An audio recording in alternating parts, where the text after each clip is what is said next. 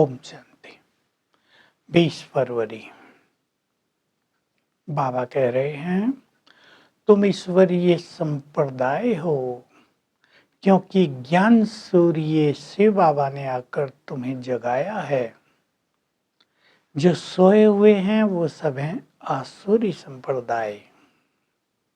तुम जग रहे हो और सबको जगा रहे हो। ज्ञान सूर्य से बाबा भारत में आए हैं। कोई नहीं जानता कि भगवान भारत में आए हैं। बाबा कह रहे मैं केवल एक बार आता हूँ, कल्प के संगम युग पर भारत में ही आता हूँ।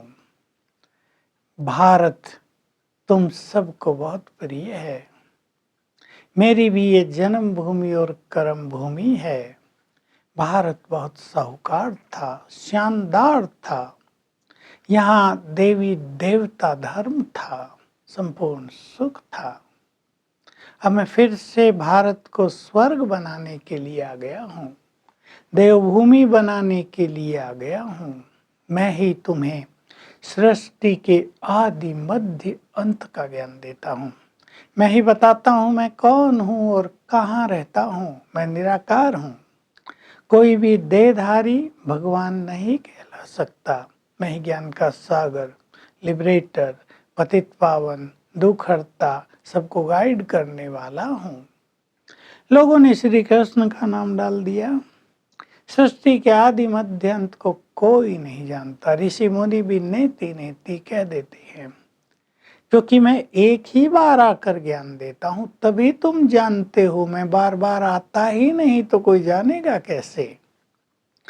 मेरी यादगार में ही तो शिवरात्रि मनाई जाती है। शिव जयंती मनाते हैं, शिवरात्रि मनाते हैं, तो जरूर मैंने यहाँ कर कुछ किया होगा ना। बिना किए हुए किसी की यादगार या भक्ति आदि कैसे हो सकती है। तो मैं आता हूँ, मैं आया हूँ, तुम्हें गाइड कर रहा हूँ। तुम्हें सबको जगाना है। सेवा कैसे बढ़े मैं तुम्हें सिखा रहा हूँ। सभी बच्चों को प्रदर्शनियाँ लगाते हैं तो आपस में मिल के सेमिनार करने चाहिए, यानी मीटिंग्स करनी चाहिए कि हम बाबा की सेवा कैसे कैसे बढ़ाएं, अखबारों में क्या क्या डालें, चित्र कैसे कैसे बनाएं, लिखत कैसी हो। तो बाबा सब सिखा रहे हैं कि जैसे गवर्नमेंट के लोग भी आपस में बैठते हैं, मीटिंग करते हैं कि भारत में और अच्छे से अच्छा क्या किया जाए, इस समस्या को कैसे हल किया जाए। तुम्हारी है पांडव गवर्नमेंट, तुम्हारी है ये पावन ईश्वरीय गवर्नमेंट। बहुत सुंदर शब्द दिए बाबा ने।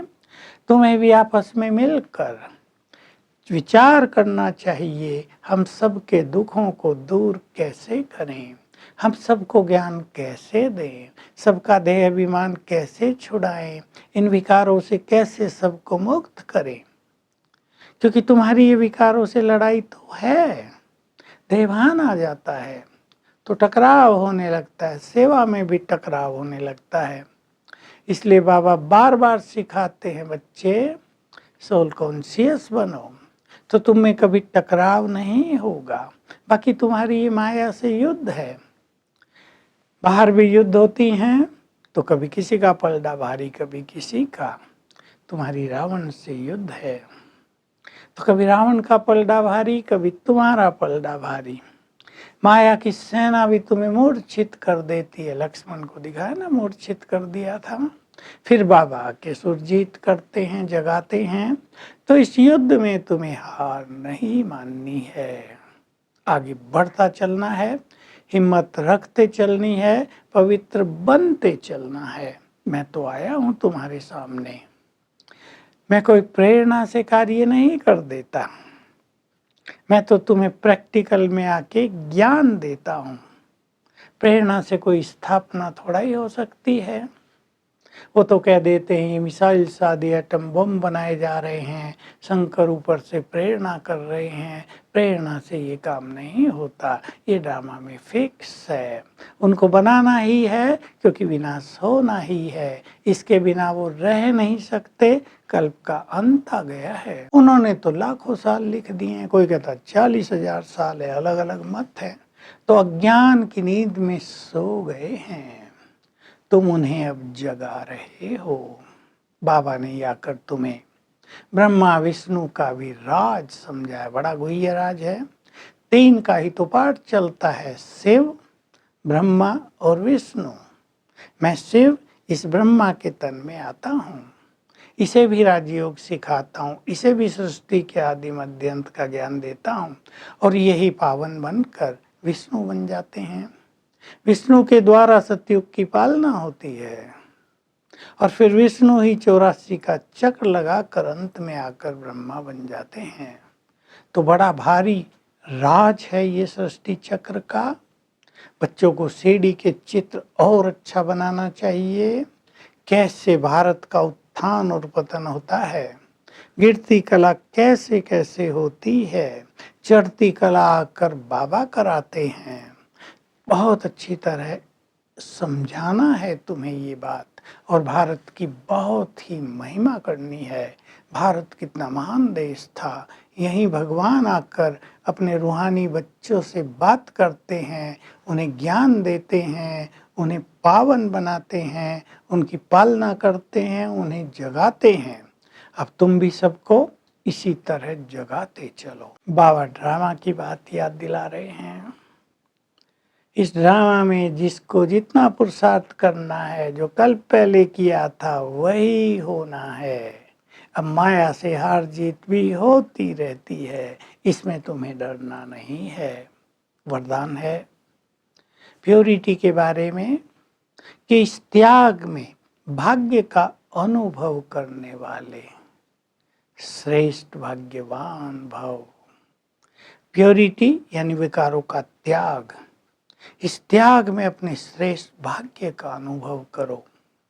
इस त्याग के लिए ही कहा जाता है प्राण जाए पर ये प्रतिज्ञा न जाए, प्रण न जाए। इस प्रतिज्ञा को निभाने में तुम्हें सहन करना पड़े, सामना करना पड़ेगा, हिम्मत से भी काम लेना होगा, उमंग उत्साह से भी चलना होगा।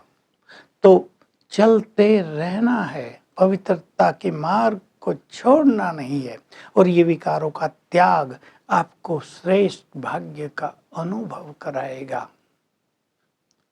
स्लोगन है सारी शक्तियों को अपने ऑर्डर में चलाने वाले ही मास्टर सर्वशक्तिवान हैं। तो आज हम प्योरिटी का और मास्टर सर्वशक्तिवान का दोनों का बहुत अच्छा अभ्यास करेंगे। हमने प्योरिटी का प्रण कर लिया है, भगवान को वचन दे दिया है, अब इस वचन से हम पीछे नहीं हटेंगे, चाहे कुछ भी त्याग करना पड़े, सहन करना पड़े, और अभ्यास करेंगे मैं मास्टर सर्वशक्तिवान हूँ, और सर्वशक्तिवान शिव बाबा की शक्तियाँ मुझ में समा रही हैं। तो जैसे जैसे शक्तियाँ बढ़ेंगी, प्योरिटी का बल और बढ़ता जाएगा। हर घंटे में एक बार अपनी प्रतिज्ञा को भी रिपीट करेंगे, और सर्वशक्तिवान से शक्तियाँ भी लेंगे। ओम शांति।